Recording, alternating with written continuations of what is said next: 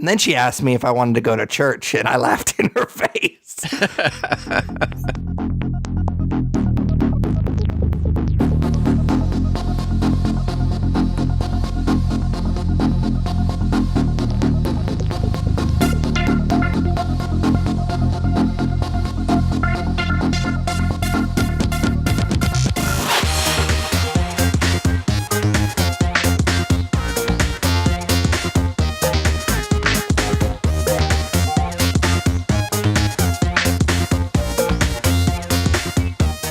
Welcome, nerds, to episode 183 of the Nerd You're Looking For podcast, a weekly nerd culture podcast that discusses the culture through various segments. My name, of course, is Patrick Kuhn, alongside my co-host, as always, that Tyler Hunt. How's it going, man? Doing pretty well, man. How are you? I'm good. You sound like you're basically just woke up. No. I've been up for a while, actually. It's hard for me to sleep on Easter because I get so excited because I love Easter. Oh, yeah? That's why we're sitting here recording on Easter and you're not doing any Easter festivities. Instead of hanging out with family or anything like that, we're recording the podcast. So, yeah, I think that probably gives away where Easter ranks on our list of important things to do. Yeah, we were actually talking about this before we started recording. So you've heard this story already, Tyler. But I was sitting there playing video games last night. My wife comes in the living room and she's like, "When do you want to leave tomorrow?" I'm like, "Leave for what?" And she was like, "It's Easter tomorrow, so we're going to go over my family's house." And I was like, "I got to record tomorrow." So she's a little upset with me right now, but it's fine. And then she asked me if I wanted to go to church, and I laughed in her face. There's nothing wrong with going to church. It's just not for me. And I have not gone in a long time, and my wife knows that, and I'm not sure why she thought that today was going to be the day that I was going to break my streak. But yeah, I haven't gone in a long time. I would say, I was going to say the last time I went to church was my wedding, but other people have since gotten married. So, I mean, I've gone to church for other people's weddings, but that's typically the only thing that will get me to go at this point in my life. Yeah, my nephew got baptized. I think that was 2 years ago. So that was the last time I think I went to church. So I remember I used to so I went to a Catholic grade school, and whenever I would go to sleepovers or anything with my buddies, it would typically, of course, be like a Saturday night. And then, being that all of us were Catholic, typically that their family would go to church on Sunday mornings and we would all go to church. And I don't remember exactly which family it was, but there were a few families where the dad didn't go to church in the morning. And I always thought that was so weird. But now I've come to realize that is me, and I am that person. So if I ever do have kids, I mean, Brittany and I have never talked. I don't want to get deep into religion on our podcast, but we've not talked about religion or anything like that. But I mean, I'm not fucking going to church. So I don't know. It's kind of weird how I've grown up and become those weird dads that didn't go to church with us. My dad was like that. My grandpa was like that. When I used to live in Belfast, New York, I used to go with my mom and my brother and sister. We would go with my grandma, and my grandpa never went and my dad never went. So yeah, we were that family as well. And I mean, we've had this conversation before. Neither one of us are super religious, and I don't think this is necessarily the platform where we talk about comic books and make stupid dick jokes to really get it philosophical. But yeah, I'm past the point where I'm going to go to church. Yeah. So happy Easter, everybody. Yeah, we have lost all of our religious followers, if we ever had any, because of our dick jokes. I doubt we had any. But if you want to just get right into this episode, we start off each episode, if you're still with us at this point, with what we're into. It's just kind of a cool way for us to check in with each other. So what are you into this week? So speaking of godless people, I am into Roseanne this week. Okay. So earlier this year, I think back in January, I talked about how I was rewatching Roseanne, and it was my goal to rewatch the series before the reboot happened last week, and I almost got there. My wife and I are closing in on the end of season 8, and I don't plan on watching season 9 because it's garbage. So I'm about done with my rewatch. But like you can probably guess, I'm not here to talk about those old episodes. I'm here to talk about the season premiere of the reboot, the relaunch, or whatever you want to call it, that premiered last Tuesday. It was a 2-episode premiere. So the first episode of the 2 episodes is where what I'm gonna talk about the most. It was basically an introduction to what's gone on with the Connor family for the last 20 years. And, if you've seen the promotional material, you've seen that Darlene has 2 kids and has moved back in with Roseanne and Dan. DJ was in the military and has a daughter, and his wife is still in Syria. And then Becky is going to be a surrogate for Sarah Chalk's character, and she's going to carry her baby. And that's kind of part of the storyline of episode 1. Not much has really changed with Dan and Roseanne, but I guess the big thing that everybody's talking about is the storyline between Roseanne and Jackie. They hadn't talked for like a year and a half on the show because they're both pissed about how the other voted in the election. And in the end, they make up, and the episode was supposed to reflect the conflict within families over politics, and no politician is ever named. And personally, I think that this represents something that's pretty realistic, because I deal with this in my family. I'm a very liberal person, as I've said on the podcast before, but I am in a family of conservatives, and while I constantly get pissed off about dumb things they post on Facebook or dumb things they like on Facebook or just their views politically, the reality of the situation is they're my family, and you kind of have to love them at a certain point. So, like I mentioned, I'm very liberal, but it's very public knowledge that Roseanne is a Trump supporter. I don't want to dwell on any of that here because, we've already talked so much about religion. Let's not talk about politics too. But after the success of this season premiere on Tuesday night, a lot of media outlets have erupted in outcry of the show and of her. And personally, I don't get it. The episode didn't come across as it being a conservative show. It didn't come across as being a liberal show. It was what it always was. It was a show about a working class family. And, they said that this is the only episode of the entire season that even mentions politics. Yet here we are, still kind of in the midst of this unjust outcry, in my opinion. I thought the relaunch was very well done. Everyone kind of falls back into their parts very well. And if everybody didn't look so much older, it wouldn't have honestly felt like 20 years had passed. It definitely felt like the old show. There were some parts that were genuinely funny and made me laugh out loud. And like I mentioned, the cast was great. I said it when I talked about Roseanne back in January, but John Goodman is a national treasure, and it was awesome seeing him back as Dan. And then Laurie Metcalf, who obviously is having a good year. She was nominated for an Oscar for Lady Bird. She was also amazing. And while the kid actors have grown up, it's kind of weird. It seems like they were better actors as children as they are as adults, but they're not bad. It's very, very similar to what we know as the Connor family. And I don't think I've ever once disagreed with the liberal media, but this is a place that I do because I think that this show is harmless and I think that it's funny, and I plan on continuing to watch it. So if you didn't check out the couple of episodes, I personally encourage you to do so.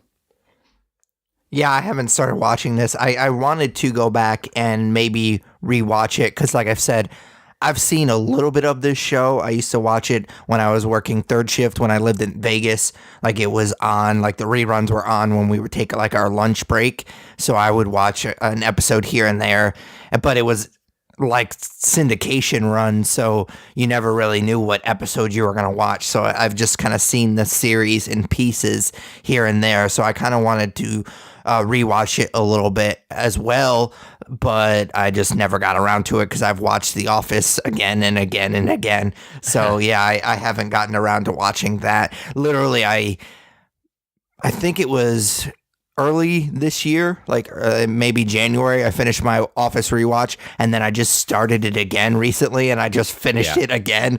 So it's getting a little ridiculous. And then my wife gave me a hard time because I started it again the other night. I just started watching it again, and she's like, "Come on, man, just stop. Just watch something else with me so we can watch something new." I was like, "The Office is awesome." So yeah, I haven't gotten around to this, obviously. So, yeah, I'm kind of in the same boat as you. Like, I can compartmentalize my own personal political feelings versus the show. Like, it makes sense that this family, or at least she, would be conservative, and like that makes sense with the character. So it doesn't necessarily bother me that she is or they are. I haven't seen the show. I don't know who aligns with what, but yeah, that doesn't bother me at all. I mean, there's a couple characters that stay out of it, but pretty much Jackie and all of the kids seem to have aligned with the Democratic side, and then Roseanne is on her own on the on the conservative side, which is probably pretty realistic to what the cast feels. But all that set aside, like I mentioned, they don't say names, they don't talk about people specifically. So to me, it was pretty harmless, and I think that the outcry is gotten a little out of hand. But anyways, man, what are you into? Well, it's kind of weird that we talked about religion in the open because that wasn't done on purpose. We don't do any preparation essentially for any of these episodes. But I'm actually going to talk about a new video game called Far Cry 5, which you're probably thinking, well, what does that have to do with religion? But it actually has a lot to do with religion because what the game is based on, and I had never played any Far Cry game other than Far Cry Primal, which I liked, but I never finished it because it was very repetitive, and I don't know. It just got boring after a while. So I didn't know what to expect hardly at all going into this game. But basically, it's a pretty big deal for the franchise because this is the first time, from what I understand, it's the first time that this franchise has actually been based in America. It's based in a fictional place called Hope County, Montana, which basically has been overrun by this religious cult called Eden's Gate. They call them Peggies in the game because it's the people of Eden's Gate, so they call them Peggies. So that's kind of cute. But yeah, it's this guy that they call the father. I think his name in the game is Joseph Sneed or Seed or something like that. He's called the father in the game as well. He's basically just started this religious cult in like the back country of Montana, and I didn't know what to expect going into this game, but the first about hour of the game is super, super intense. Basically, you're this U.S. Marshal, or maybe you're a sheriff. I don't really remember. Like, they don't really go into too much detail about your particular character because it's a first-person view, so you can't really see what's going on other than like of yourself. Obviously, you can see what's happening with the other characters. And there's like a small group of U.S. Marshals and kind of a small group of like deputies and the sheriff go in and try to arrest this guy. And obviously the shit hits the fan and you're kind of behind enemy lines and you basically have to rescue people and kind of build up your own army to go in and fight this guy. And it's really, really cool. Like I'm really thoroughly enjoying it. So kind of behind the scenes, I am doing a walkthrough of this on our YouTube channel, The Nerds You're Looking For, so check that out if you haven't already. And basically, how I record those videos is I work Tuesday through Saturday. So I have Monday off. My mom, God damn it, my wife works on Monday. And so I actually have the whole house to myself on Monday. And so I do most of my recording on Monday. And I usually don't record ahead of time other than Monday. So I've been digging this game so much that we're recording this on Sunday. I already have my Far Cry videos for this whole week done already because I've been digging this game so much. Basically, you're behind enemy lines, like I said, and there's no mini map because they want you to really explore this area that you're in, and there's just so much to do. Like literally, I will be going to do this thing, like this side mission, and in the process of doing this side mission, I'll come across like 2 other side missions that I have to do real quick. So to do one thing that should take you about 5 minutes, it usually takes you about 30 minutes because you run into these other people and then they give you other objectives, and then you do that real quick, and you just get lost in this game so easily. It's really, really cool. The graphics are amazing. I love that you can get a dog. Like you can rescue this dog and then he helps you, which obviously I've talked about this before. Tyler and I both are huge dog guys. So that's really awesome. I love games that you can have dogs. I think like I got obsessed. I was already obsessed with Fable franchise, but I think it was Fable 2 or 3 where you actually had like a dog, and I was crazy about that. Like I loved it. So any game that you can have a dog, I'm going to be obsessed with. And you could also tame other animals. Like I think there's a mountain lion. I think there's there's a bear named Cheeseburger that you can tame as well. So it's kind of like Far Cry Primal because you could tame animals in that game as well. So I'm just really excited and kind of blown away by how much I've gotten into this game because it's a franchise other than Far Cry Primal that I never really cared about. Yeah, I've never played a Far Cry game, and you asked me the other day if I was getting this, and it wasn't even on my radar to potentially get. So it sounds interesting. I mean, I'm not opposed to playing it. I like that. Sea of Thieves came out, and I'd like to still play that. I didn't end up getting it, but I don't know where this ranks on my order of games I want to play. So I don't know that I'll get it or not. Although a bear named Cheeseburger is enticing. So yeah, I'm pretty excited. He's not in the region that I'm currently in because, of course, I went to the region that you could save the dog. So now I have the dog. Yeah. Boomer is the dog's name. So that was like the first thing once, because you have to clear this initial area. It's basically the game's version of a tutorial. You get saved by this guy named Dutch, and you kind of have to clear his region before you can kind of move on. And then he kind of explains the mechanics of the game. Like, so there's 3 different regions, and they're all ran by 3 essentially lieutenants of the father. They're his family, like his brother and sister. And I'm starting to clear the region that Boomer's in because that was literally the first thing once I could do something that I was going to do. And so that's, I think, will be Thursday's video. You guys that watch the YouTube videos will see that on Thursday, I believe. So yeah, that was like one of the first things that I wanted to do when I first kind of got to do whatever I wanted to. But even that, like I said, you literally go to do this one thing and you run into like, there's just random like enemies that'll just like drive by the road that you're walking on. And so you have to fight them. And the shit hits the fan really quickly in this game. And it's a lot of fun. Yeah, it definitely sounds interesting. Maybe I'll have to watch a couple of your videos to see if it's something that would be up my alley or not.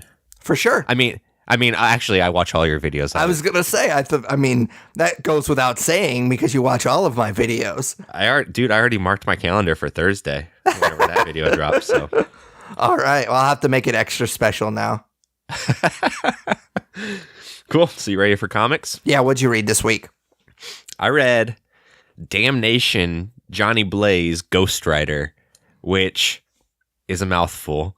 But yeah. It's obviously the new Ghost Rider comic. It's written by Christopher Sabella and drawn by Phil Noto.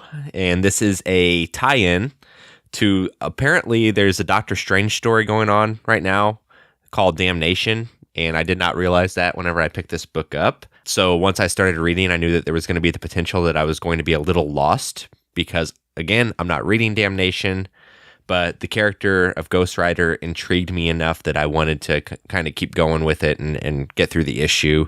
And overall, like, I think that it stands on its own pretty well, even though it's a tie-in to this other story arc. I always thought Ghost Rider was a pretty cool character, and that it's a shame that this name has been tarnished by the 2 movies they made with Nicolas Cage. I don't think Ghost Rider is a character like Spider-Man where you can just keep rebooting it, and because people aren't going to flock to a new Ghost Rider movie like they would to a new Spider-Man movie with Tom Holland. So like I said, it's a shame that the character feels kind of taboo in the pop culture world because of those films. I know they did an incarnation of the character on Agents of S.H.I.E.L.D., but one, who the fuck watches that show? And two, I think that character came and went pretty quick because I saw a lot of advertisement like featuring the character, and then it's kind of been radio silence since. But anyways, of course, I kind of got off on a tangent about the character in pop culture. I want to get back to the actual comic I read. This issue follows Johnny Blaze and, of course, the spirit of vengeance in hell, because they're killed by Mephisto in the Damnation storyline. And I talk about these characters like they're two separate characters because in this book they are. Once falling to hell, they separate from one another and then have to work together as two beings instead of one, which I think is a pretty cool concept for the issue. However, even though that is a pretty cool concept, the issue is definitely boring in a few places, and the plot jumps around a lot and doesn't make a ton of sense in certain areas.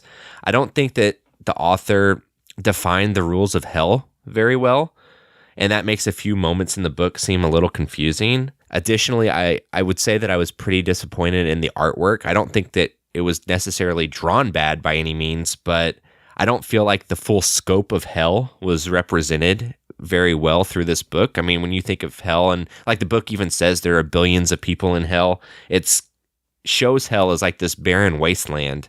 And I think that there's probably more that you could do with that. There's a lot more potential to draw on and to make cool. And instead it felt like Mad Max Fury Road or something like that. I mean, overall, this comic shows a cool journey between these two characters that we never really get to see split apart. And it's pretty cool to see them like come to grips with how they need each other. But all of that being said, I don't know that I'm bought into future issues. It's interesting to me that a tie-in to another story can stand this well on its own. So that part was exciting, but there's just not enough there to keep me coming back, unfortunately. Yeah, so you mentioned Agents of S.H.I.E.L.D., and I think they had tried to reboot this book a long time ago when we first started doing the podcast, and I read the number one, and it's not Johnny Blaze anymore, and I don't believe the Agents of S.H.I.E.L.D. character was Johnny Blaze as well. So I guess it was a car, not a motorcycle, right? Yeah, in the comic that I read that I talked about a few years back, it was a car. It was like a muscle car. So, yeah, I think they would definitely try to distance themselves from those awful, awful movies. Like, oh my God, they're so bad. Like, I don't remember. I mean, it's been a few years since I've watched them, but like, I thought to myself, very similar to how I felt recently to like the newest Indiana Jones film. Like, maybe it's not as bad as I remember. And I rewatched the first Ghost Rider movie, and it's just as bad as you remember. It's really, really bad. Why they ever made a sequel for that movie, I have no idea. The sequel's not as bad as the first one, but it's pretty fucking bad. Not only is the sequel bad, you and I went to see that in theaters. Yep, sure did. Yeah, that's fucked up, man. Yeah, for sure. All right, what'd you read this week? So I read Incredible Hulk 714. So a couple episodes ago, I talked about how they brought back Bruce Banner as Hulk in Avengers. I don't remember the number, but it was I think it was the last Avengers issue. They brought back the Incredible Hulk. And honestly, I wouldn't say that I was misled to believe that this is going to be this Hulk, or if I just kind of assumed it was going to be because it was under the title of Incredible Hulk. But this is not Bruce Banner's Hulk, which is not the book's fault by any means. It's my fault for not understanding who the Incredible Hulk is right now, and that is Amadeus Cho, who, if you're not familiar with that character, he essentially cured Bruce Banner of Hulk. I say that in quotes because obviously that didn't work. That didn't last. Just like Bruce Banner's death didn't last in the comics. Nothing like that ever lasts. But he cured him for the time being, and basically he saw the void that the world needed the Hulk and kind of took up the mantle, and he's the totally awesome Hulk or whatever they call him. I'm not sure. And basically, the reason I picked this book up is because it's the start of a new event in the Hulk called World War Hulk #2. I didn't read the first World War Hulk, which for whatever reason is really hard for me to say, because I was intrigued by it when it came out, but I didn't hear very good things about it. So I kind of skipped it, and now I'm picking up with the second version of that event that just started with this particular issue. And I will say that I'm personally a little disappointed in this one, at least the first issue. I'm definitely not going to give it a second issue. So basically, it starts off, I think it does a pretty good job of kind of introducing what's happening in not just World War Hulk, but also what's happening in this book. It just feels very reminiscent of what we saw in Thor Ragnarok. Like, I feel like they kind of wanted to cash in what was happening with that book. Like, it felt very, very similar to that. And like I said, I didn't read the first one, so I don't know if that's something that is true for the first one, so they're kind of staying with that theme or not. But I just felt like, okay, we've seen this already, and they took way too much time explaining what was going on, which I guess is good for me because I didn't know what was going on. But at the same time, that part was meant for readers like me, and yet I was still bored with it. So I can only imagine the people that know what's going on were super, super bored.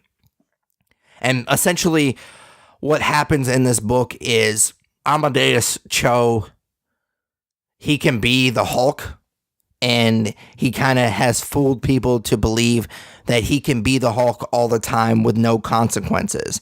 But it's kind of teased that there's some consequences to that. And obviously, it's just the first issue, so they don't really go into what those are and what's going on and what happened.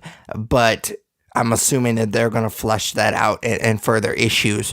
But essentially, he has tricked people into thinking that he can still be the Hulk and still be him as well. So he's basically a smart version of the Hulk, and they kind of have him put in situations where he can kind of solve things without just smashing things, that he can actually use his strength and his smarts at the same time. And then there's a somewhat cool battle towards the end, and there's kind of something that's teased in bit of a stinger, I guess you would call it, because they kind of sort of end the issue. They say the do not, or to be continued, and then they go further on in the issue, just kind of like a little stinger in a comic book, which I don't think I've seen before, at least not for a while anyways. And I'm kind of interested, but the book itself wasn't good enough for me to give it a second issue. So if you're not already reading Incredible Hulk, I definitely wouldn't start here. I am not reading Incredible Hulk, so I will not start there. All right. So you ready to jump right into nerd news then?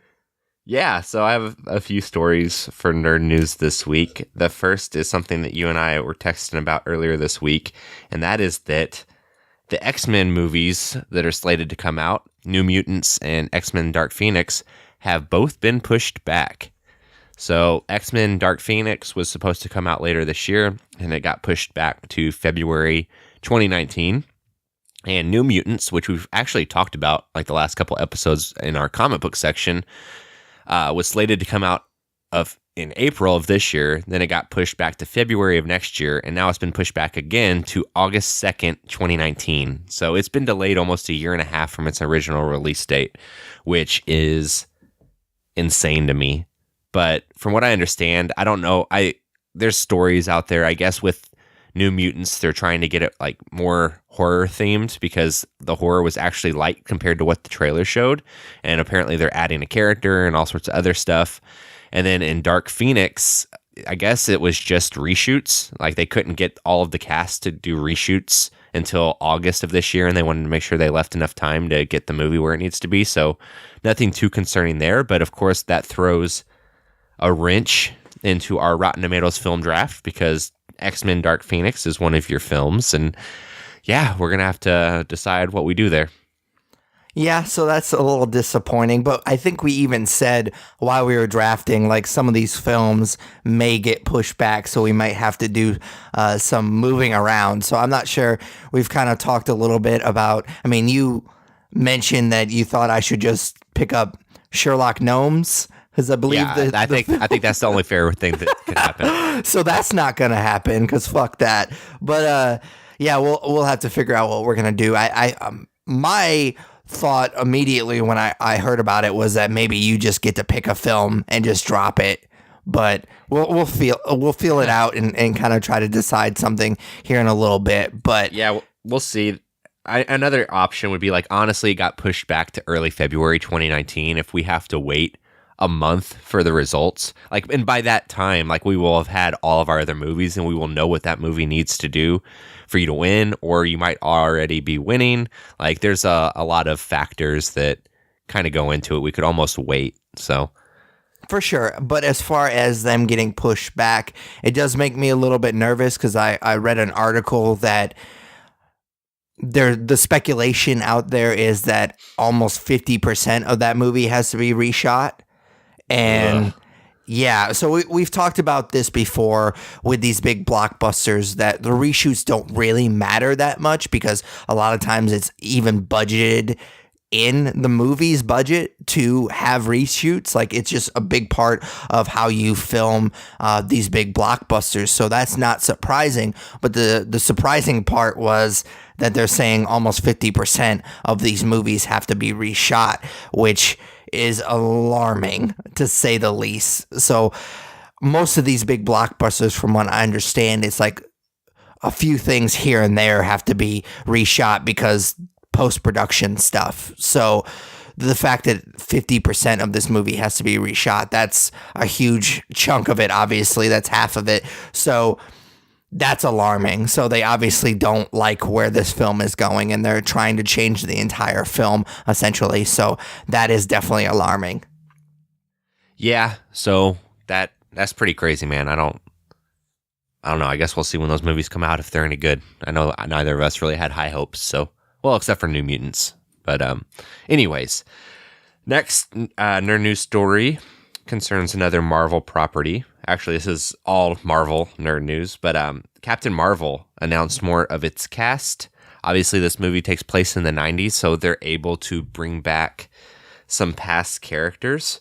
So Lee Pace from Guardians of the Galaxy, who played Ronan the Accuser, is coming back for Captain Marvel, as is, I don't know how to pronounce this dude's name, the guy from Blood Diamond, Damon Husen. There's no way that's right, but either way, he's coming back to for his character that he played in Guardians of the Galaxy, and then also Clark Gregg is going to come back to the Marvel Cinematic Universe and play Agent Coulson. I guess a '90s version that probably has a little bit more hair, I'm guessing. But yeah, so I thought that was pretty cool. The idea of a superhero movie taking place in the 90s is pretty cool to me. So I'm excited to see what comes of this movie, especially since we're getting some obscure Marvel Cinematic Universe characters that are no longer with us coming back for the film. Yeah, I really like the idea. I'm not crazy about the characters that they chose. Obviously, we've talked a lot about Ronan and how he's very disappointing in Guardians of the Galaxy. The only negative thing about that movie is his character. So I'm a little disappointed that they chose him. Of course, Clark Gregg is awesome, and so I'm glad that they brought him back. But the two others I could care less about. Yeah, maybe this will be like their redemption, right? Where they're going to give them more backstory since Guardians of the Galaxy did such a bad job. Like, that movie definitely had a villain problem. So it'd be cool to see them do more there. But obviously it takes, I guess, there's the war between the Krees and the Skrulls, because the Skrulls are going to be a big part of this movie. So I would assume that that's where they're playing a part. So I'm going to ask you a question, and it's going to kind of be, I don't know if it's going to necessarily be one that you can answer. What would have to happen in this film for his character to not be so shitty in Guardians of the Galaxy? Like, how big of a part would he have to play in this movie?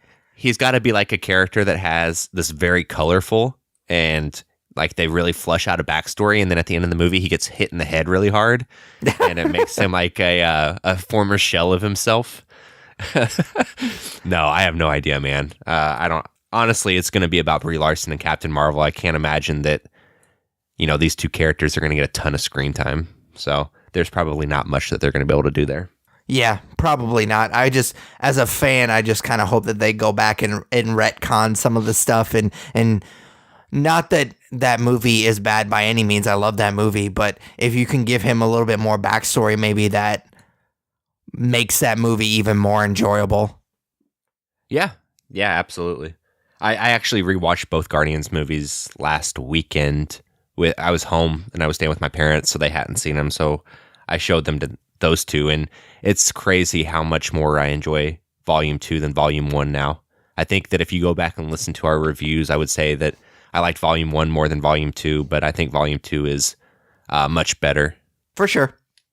Cool. So last piece of nerd news is actually about comic books. Okay. We don't really do a ton of comic book nerd news, but Fantastic Four are coming back, and the writer that is going to be bringing them back to us is your boy, Dan Slott. So let's see if he can ruin Fantastic Four like he ruined Spider-Man. I don't think that he ruined Spider-Man. I didn't like all of the creative choices that he made, but he's obviously a talented writer that cared about Spider-Man. So I think he got a lot of shit. I mean, the Superior Spider-Man stuff was pretty fucking stupid, but he did some interesting stuff with the character that I did actually enjoy once you can kind of get past some of that stuff. As far as Fantastic Four goes, we said this before with the Hulk, like nothing stays the way that it is in the comic books. Like, so you knew eventually they were going to come back. I'm surprised that they haven't come back already. Like, Marvel actually, I mean, they kind of kept with it for a long time. Like, I mean, they've popped up here and there. Like, Johnny Storm was kind of part of the Inhumans for a while. So, I mean, you've seen some of these characters before, but the fact that they haven't had a Fantastic Four book for a while now, since, I mean, it's been years. I think I still lived at my townhouse when that book ended. So, I mean, it's been a couple of years at least. So they've actually kept with it for a while. I'm surprised. Yeah, you mentioned Johnny Storm being part of the Inhumans. Ben Grimm was also in the infamous Iron Man book. So they've definitely been around, but this is a big deal for Marvel. This is like their first family. Yada, yada, yada. I've never really been too incredibly intrigued by the characters, but hopefully Dan Slott is able to breathe some life into it. So, yeah, I'll definitely be picking up the first issue whenever it comes out to see what it's all about. For sure. That's all I got. All right, so at this point of each episode, we have a main topic. We've been reviewing a lot of movies recently, and that's going to continue. I'm really excited about this review because I was really excited about this movie. It is Ready Player One, which of course is based on the book of the same name, written by Ernest Cline, who also helped write the screenplay. And if you're not familiar with the book or the movie, it is about characters in a futuristic post-apocalyptic world where the population, in an attempt to escape the harsh realities of their lives, spend almost all of their time in a virtual world called the Oasis. When the creator of that VR world dies, he leaves clues for an Easter egg that would unlock his fortune. So we've talked about this a lot. I think if it wasn't my first pick, it was one of my first picks for the Rotten Tomatoes film draft. It's something that we've discussed before on the podcast. We've talked about like Power Rangers. Like, that's a huge franchise, but neither one of us really care about it. So we went and saw that movie, and we kind of just were hoping that it was good because we want every movie that we see to be good, but we didn't really give a shit about the franchise. So if it was bad, which it ultimately ended up being bad, we didn't care about it. Now, this is one that obviously I was really excited about because I like the book a lot, but it's one that I was really nervous about because I wanted it to be so good, not just because of the film draft, but also because I love this book. And I'm not going to say that if the film was bad, then I wasn't going to appreciate the book as much, because the MCU has taught us to appreciate both of them separately. So I don't think it would spoil my appreciation for the book, but I would definitely be very, very disappointed if this movie wasn't good. Yeah, I just finished the book this week, and I loved the book. So obviously, when the promotional materials started coming out for this movie, I hadn't finished it yet, but I was a little nervous as well. I have kind of soured on Steven Spielberg over the last few years, which I know is kind of blasphemy to say as a nerd, but I mean, it's true. And yet his movies have really been hit or miss for me over the last decade or so. And so yeah, I was kind of nervous about this movie. I would have originally liked to someone else to kind of be behind it, but yeah, I was still looking forward to it for sure. Yeah, so if this is your first episode, we kind of break down our reviews very similar to how we break down the episode as a whole. We break it down into sections, and the first kind of segment that we have is kind of just a general overview. We call it broad strokes. So how'd you feel about Ready Player One? Overall, this is a really fun movie, and it's a full-on love letter to pop culture, which I really appreciate. It's easily the best video game movie I've ever seen, if you're willing to count it.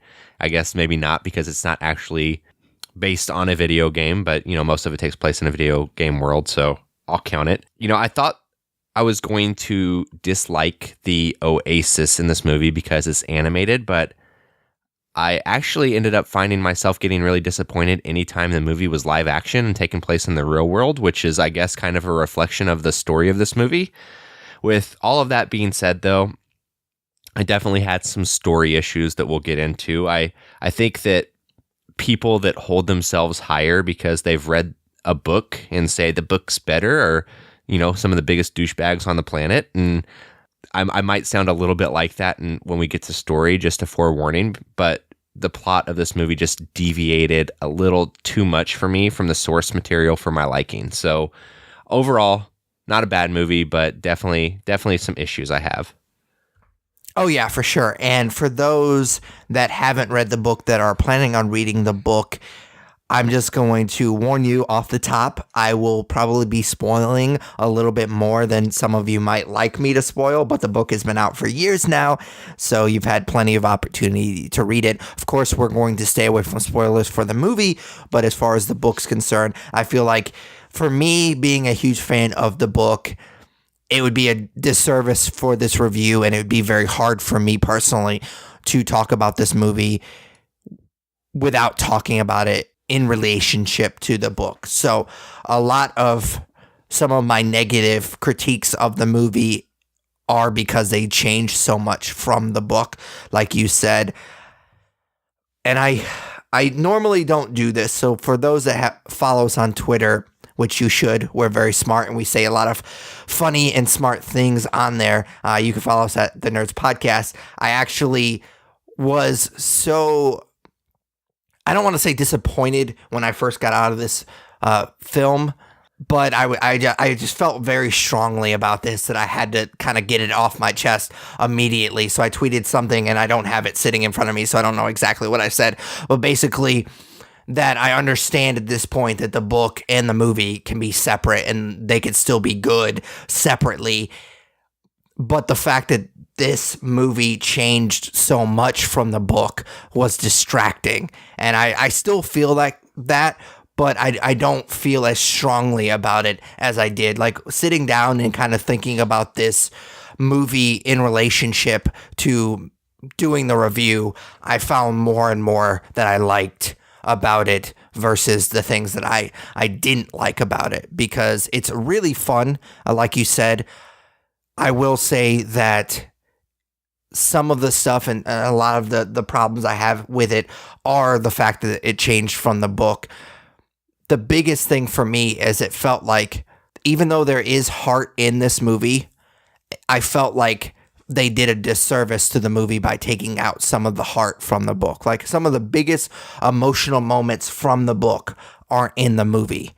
And that was disappointing for me. And I think that's why I felt so strongly when I first got out of this film. And then I started to reflect a little bit more about it. And the more I reflected, the more I liked about it. So I think that ultimately, even though it is a fun movie and I really enjoyed some of the visuals and some of the Easter eggs, so to speak, and kind of the cameos, I guess, in this movie, there was definitely a feeling that it was more style over substance. Yeah, I completely agree with that, man. I think you make a really good point about the heart of the movie, and I'm sure we'll get more to that when we get to story. Yeah, let's just jump right into the story. How'd you feel about Ready Player One? So when you read a book, you create a world in your mind, and when it's put on the screen, you can definitely be disappointed in what the director or the cinematographer or whoever imagines for the world. And I will say that for me, that did not happen here.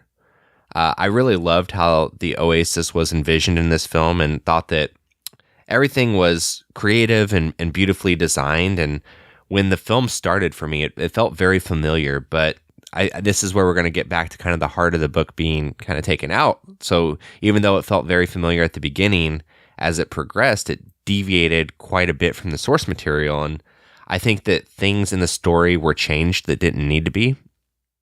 I mean, I came into the movie knowing that it was like, a 2-hour, 20-minute movie and that things would have to be removed for time. But once the Easter egg hunt gets rolling, all of the personal struggles and principles of the characters are kind of thrown out the window. An example I have is that the High Five start working together to find the keys immediately, even though they all say basically at one point or another that they don't clan up. And I would have liked to have seen more strife there, like you see in the book. And in a way, it kind of goes against everything that the characters said they stood for in the movie. It could have added a lot more weight to the climax of the movie when they finally do team up if they had kind of all resisted it throughout the film like they do in the book. Also, I thought that the idea of a resistance was kind of weird. There's a point in the movie where Artemis tells Wade, like, welcome to the resistance. And to me, that didn't make a lot of sense to the core values of the book. I like the idea of these kids just being nerdy gamers that have a chance to find this Easter egg. But when you start talking about, the sole purpose being a resistance to IOI, then that kind of stuff devalues the hunt for the Easter egg. And that kind of bothered me a little bit as well. The last thing that I'll kind of complain about, like as it has deviated from the book, is that I didn't really feel right with how quickly the hunt goes in the movie, given how long it took everyone to find that first clue. The movie could have easily taken place over a longer period of time to give more weight to the hunt, but pretty much as soon as they find that first key, everything happens in a matter of a few days, which I don't know is very realistic. I guess none of the movie's realistic, but it just doesn't make a lot of sense in the grand scheme of things. And I realize that that's a lot of negative that I've just said, but I honestly just kind of wanted to get that off my chest here. Again, just to reiterate what I said in broad strokes, I really did like the movie, and I thought that it was a lot of fun, and I definitely plan on seeing it again. I was just a bit disappointed with how some things were portrayed. This movie is definitely a pop culture lover's dream, and I love that they didn't pull any punches with the nerdiness of the things that they included. It was a little distracting that almost all of the pop culture references were things that WB owned, Warner Brothers owned. But that's not a deal breaker. And I thought that they wove that into the story pretty well. So was it the representation of Ready Player One that I was hoping for? Not necessarily, but was it a bad movie? Absolutely not. So yeah, we're going to be pretty similar as we normally are with these reviews. I will disagree right off the bat with you. I actually didn't mind that they were kind of friends at the beginning. Like, I think that speeds up the movie a little bit more. Like, I get what you're saying. Like, there's a struggle there at the beginning of the book, and it takes them, I would say, at least a third of the book before they actually really legitimately start working together, and they actually start, like, doing quests and stuff together to get artifacts and whatnot in the book. I just think that if you make a page-by-page adaptation of this book, it's going to be 6 hours long. So the fact that they were already kind of friends at the very beginning, that makes sense to me. Like, that's just a good way to speed up the movie. So that didn't necessarily bother me. Right off the bat, they're friends, and they have this race. And I actually kind of like that. I liked it, the fact that they changed the first key or gate or whatever you want to call it to the race, because I think that it does a really good job of kind of explaining right off the bat that this is going to be different. Like, don't expect this to be exactly like the book. And I actually really like that. I will say that the race, even though it was fun, it felt really easy. Like, the solution to the first key or gate or whatever was really hard. Was really hard in the first book. And I was really looking forward to seeing that struggle represented in the film. Especially that particular part, going through the cave and playing joust and stuff like that. Like, I thought that was going to be really cool to see on screen. Of course, we don't get any of that, and we just get the race, which again was fun, but the solution to it seemed really easy. Now, I think I never really thought that we were going to get War Games, and I never thought that we were going to get Monty Python and the Holy Grail. And we were kind of talking about this when we were streaming Fortnite the other night. It would have been kind of boring if we did. And I really appreciated the fact that the next key was The Shining, and they kind of did something similar. Like, they did the closest thing that you could do to what happens in the book in the movie. So I definitely appreciate that. As much as I'm going to complain about how they deviated from the book, that was one thing that I felt like, okay, that's kind of a wink and a nod towards the book. Like, yeah, they can't do it exactly what happens, but I thought that scene was some of the strongest in the whole movie. Like, I really liked the Shining stuff. I thought that was really, really fun. I liked that H kind of goes off on his own, and he doesn't know The Shining, and that I thought that was one of the funnier parts in the whole movie. So I definitely appreciate that. I really liked the Sixers trying to figure out The Shining, and you kind of see them not in the Oasis, you see them in the real world kind of freaking out. I thought that was really, really well done and really funny. So I appreciated that. I will say that one of my favorite parts of the book, and that's actually going to be, spoiler alert, that's going to be our nerd favorite for this episode, what your favorite part of Ready Player One, the book, was. And I really liked the caper aspect in the book, and the fact that they changed that. Not only did they change it, which again doesn't necessarily bother me that much, the fact that it just didn't play as big of a role in the movie versus the book really bothered me. Like, that is one of the best moments that I can remember from the first time I read the book, was that caper. And I really was kind of disappointed in that. And I will agree with you that the resistance thing was pretty stupid, but I don't knock the movie that much for it, because honestly, it doesn't play that big of a role. Like, yeah, she says, "Welcome to the Resistance," and it's like 10 minutes and the Resistance is over. So it doesn't really play much of a role in the movie, so that didn't really necessarily bother me that much. I will say, I'm going to stay away from big spoiler in the book, but I'm just going to be very, very vague when I say that one of the biggest parts of the book, one of the most heartbreaking parts of the book, is a particular character's death in the book.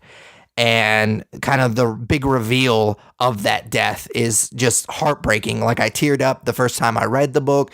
I teared up a little bit when I was rereading it, and I say that in quotes because I just listened to it on Audible, which, if you haven't already, definitely do that, because Will Wheaton reads it, and it's pretty awesome. But anyways, that's a huge part of the book, and it's not even at all in the movie, and that was really disappointing for me. And then, of course, H doesn't play as big of a role. Like, her true identity, it plays a big role in the book, and it's not even mentioned in the movie hardly at all. So that was a little disappointing as well. I will say that there is a quarter that plays a big role in the book, and I really liked how they changed it in the movie. I thought it was really, really smart, the way that they changed it, because again, kind of like at the very beginning with the race, like, it was a cool way to kind of speed up that process, because in the book, he plays a perfect game of Pac-Man. Well, you're not going to you're not going to watch him play a perfect game of Pac-Man in this movie. Like, that's just going to be super boring, and it's just going to slow the movie down really, really slow. So, yeah, I really appreciated how they did that. But overall, I think the movie itself was really, really fun. It just, some of the changes here and there just really bugged me. Yeah, no, I think we're definitely on the same page here. I think that the things that were omitted, like that character's death, that kind of made the movie feel like a shell of itself, because like you said in your broad strokes, which I really agreed with, was that there was a lack of heart in this film, which was, for me, what I think I was most disappointed with. For sure. So our next segment of these reviews are performances, which is kind of weird because you don't see the actual people performing much in this movie. So I personally don't have a ton to say. I don't know about you, Tyler. No, so I thought that, I mean, I don't have any complaints about the performances. I will say in the first trailer we see a glimpse of Mark Rylance as Holiday. And I was like, oh man, that looks like really bad acting. And I will say that I thought that his portrayal of Holiday was pretty good in the movie overall. He plays like the introverted nerd pretty well. It kind of reminded me of Garth from Wayne's World in a way, and how he chose to portray Holiday. But I thought that he was great. Simon Pegg is, of course, always great. I thought that he was a unique choice for Morrow. And then, I mean, everybody else, like you said, is pretty much motion capture, but there's nothing to complain about for me. I thought that everybody did good voice work whenever there were live action scenes. I thought that everybody was fine. I genuinely have no complaints. I thought that everybody turned in pretty good performances. Yeah, I thought Holiday was really well done in this movie. I thought his performance was awesome, as did you. Ty Sheridan, I thought like he was going to be like this up and coming actor, and then he kind of picked some shit, and I don't think that his career hasn't gone probably the way that he wanted to, but I think in the small bits that you see him, I think you kind of see some glimpses of why everyone liked him as much as they did. I will say that Ben Mendelsohn was a little disappointing. Like, I liked him being cast as Sorrento. I thought that was a really good cast job, I guess. But, yeah, I don't know what it was about his face, just that, like, his mouth, the way he, like, I don't know if he's got some work done or what, or maybe he was always like this, but it was just very distracting, like, the way he talked in this movie. And the fact that was what I could think about. All I could think about when he was on screen kind of tells you how I felt about his performance. It really didn't captivate me. If I'm thinking about like what the fuck is wrong with his mouth the whole time, it really didn't captivate me as far as his performance is concerned. I will say Olivia Cooke as Artemis, when you see her in the real world, I thought she wasn't that great. Like, I mean, she wasn't bad. It just, I wasn't captivated, I guess, by her performance. But all in all, I think that you don't really see them in the real world that much, so I can't really complain too much. Cool. All right, so the action of Ready Player One, what'd you think? I thought the action was pretty fantastic. Like I mentioned in my broad strokes, when I saw in the trailers that the Oasis was going to be completely animated, I got a little worried that would deter from like the action and things like that, but I thought it was done incredibly well. The action was fun. At times it was breathtaking. It was especially cool because of all the pop culture references. Like, I really enjoyed that. Like, I found myself smiling quite a bit during the race or during the climax in the movie, the battle, where there's just like a wealth of pop culture references. But yeah, I have no complaints about the action. I thought that it was done extremely well. Oh yeah, I completely agree. I thought the race was really fun, even though it was defeated very easily. I thought the race was really cool, especially with the T-Rex and then King Kong at the end. I thought that was really cool. And then, like you said, the wealth of pop cultural references. I love that Goro was in this movie at one point. I thought that was pretty cool, being a big Mortal Kombat fan.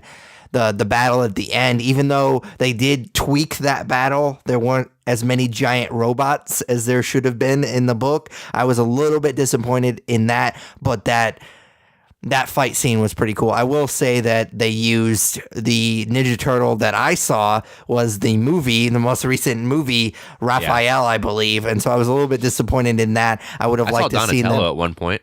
Oh, yeah? I must have missed that one. There's so many references. Movie, yeah, that was the most recent movie, though. Yeah, so I was a little bit disappointed in that. I mean, I was kind of hoping for old school cartoon TMNT, but I get why they used the movie version because, I mean, that's the most recent, and I wouldn't say it was necessarily geared towards kids, but I mean, it makes sense that they would use that particular version. I do like the Halo. The Master Chief was in this movie a little bit. That was pretty cool, especially at the battle. Like, I loved the battle. Other than the giant robots, or lack thereof, I was very, very satisfied with that scene, and I was obviously hoping that I would be because that is such a huge part in the book. Yeah, I thought that Iron Giant's inclusion was a little weird because he's basically used as a weapon, and that's completely against everything that movie stands for. So I mean, I know that they just kind of had to go with what they had the rights to, and Iron Giant is mentioned in the book, so I appreciate that. But I did think that was a little strange. Yeah, for sure. Cool. All right, so let's go ahead and give this a star rating out of 5 stars. What'd you feel about Ready Player One? So obviously I had my gripes, and I wish that certain things with the book were carried over. But at the end of the day, like, I really had fun watching this movie, and I'm excited to watch it again. And with that being said, I am giving it a 4 out of 5. Wow, I thought I was going to be high with my 3.5. Like, I really thought that I was going to be the highest of the two of us. I honestly, I originally had given it 3. And then I was like, the more I sat and reflected, like I said, I was pretty negative when I first came out of this movie. And the more I sat and reflected, it was really, really fun. So I bumped it up to a 3.5, and I thought maybe I was going to be the higher of the two of us. So I'm glad that we both liked it, though, even though we definitely had our gripes about it. Yeah, I mean, I went into this movie with the wrong mindset too. For sure. You know, I was seeing how good the reviews were, and I had, like I said, just finished reading the book 2 days before I saw it, so I was pretty excited and had really high expectations. It was like, man, this might be a movie I give a 4.5 to, and so I was disappointed from my initial expectations, but I mean, it was still a lot of fun, and just for all of the pop culture references alone, I wanted to give it the 4. All right, cool, man. So our last segment is just plainly called Nerd Favorite. Tyler and I take turns kind of asking a very nerdy question, what your favorite blank, whatever the topic is, that particular episode. And like I talked before during our review of Ready Player One, it's my week to pick the topic, and we're going to talk about our favorite moment from the book. And of course, there's a character death in the book that is very heartbreaking, and that's probably the most emotional part of the book. But my favorite part of the book is the caper, like I said earlier. I just really liked that aspect. I just like capers. Like, I like those types of stories. And even though I knew he did it on purpose in the book, especially the first time I was reading it, I was just really excited to kind of see where his plan went. And I thought that was one of the more satisfying moments from the book is when his plan you kind of start to see more and more of it, kind of like an Ocean's 11 type of moment where they kind of show you what's going on and how they pulled it off. And that was one of the more satisfying moments for me, at least in the book. And again, I was a little disappointed. That was kind of my biggest gripe, other than the fact that they kind of took some of the heart out of the movie, was the fact that they changed and kind of minimalized the caper aspect of the book.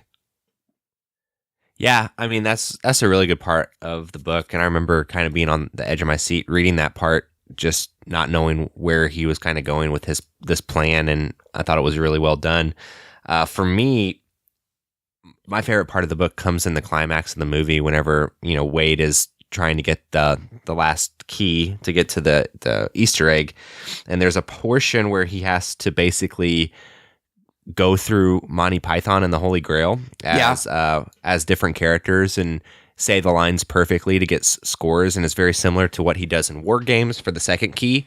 But what I loved about this part in particular, not only, it being Monty Python and the Holy Grail, which is a favorite movie of mine, but also just because there's dire consequences here, but all of the characters start to have a lot of fun with this, and they're laughing and they're going back and forth. And it kind of reminded me of what I think Holiday wanted this all to be about.